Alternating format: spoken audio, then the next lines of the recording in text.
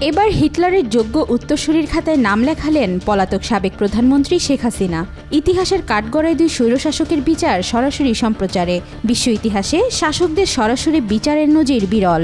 দ্বিতীয় বিশ্বযুদ্ধের পর যখন হিটলারের নাৎসি বাহিনীর নেতাদের বিচার সরাসরি সম্প্রচারিত হয়েছিল, তা ছিল এক যুগান্তকারী ঘটনা।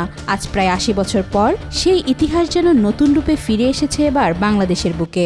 পলাতক সাবেক প্রধানমন্ত্রী শেখ হাসিনার বিরুদ্ধে আনুষ্ঠানিক চার্জ গঠনের শুনানি বাংলাদেশ এবার সরাসরি টেলিভিশনে সম্প্রচার করেছে।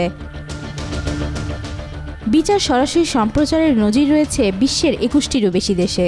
হিটলারের নাৎসি বাহিনীর বিচার থেকে শুরু করে ইরাকের সাদ্দাম হোসেন ও মিশরের মোহাম্মদ মুরসির বিচারও সরাসরি সম্প্রচারিত হয়েছে।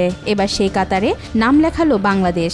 বাংলাদেশের বিচার ব্যবস্থায় রচিত হতে যাচ্ছে এক নতুন ইতিহাস। দেশের মানুষের চোখের সামনে এবার সরাসরি সম্প্রচারিত হবে ট্রাইব্যুনালের বিচার কার্যক্রম। বাংলাদেশে ১৫ বছরের স্বৈরাচারী শাসনের অবসান ঘটেছে ছাত্র জনতার ঐতিহাসিক গণ আন্দোলনের মাধ্যমে।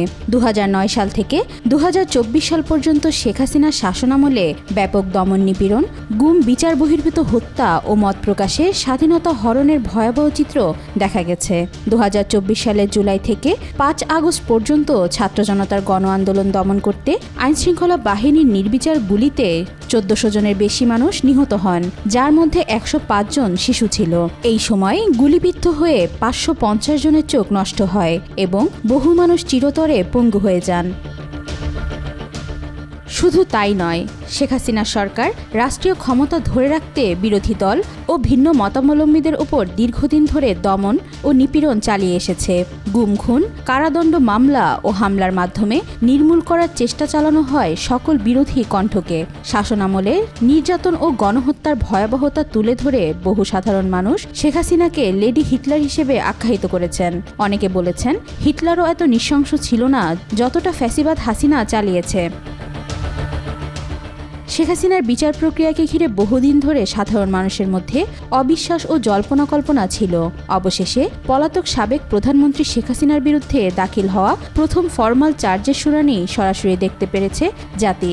এমন উদ্যোগ আগে কখনো দেখা যায়নি বাংলাদেশে। শেখ হাসিনার মতো প্রভাবশালী একজন রাজনৈতিক নেতার বিচার সরাসরি সম্প্রচারের অর্থ হল ন্যায় বিচার আর গোপন নয়, এটি এখন গণমানুষের সম্পদ। এই বিচার একটি বার্তা দিচ্ছে, হিটলার হোক বা হাসিনা, বিচার হবে এবং জনগণ তা দেখবে।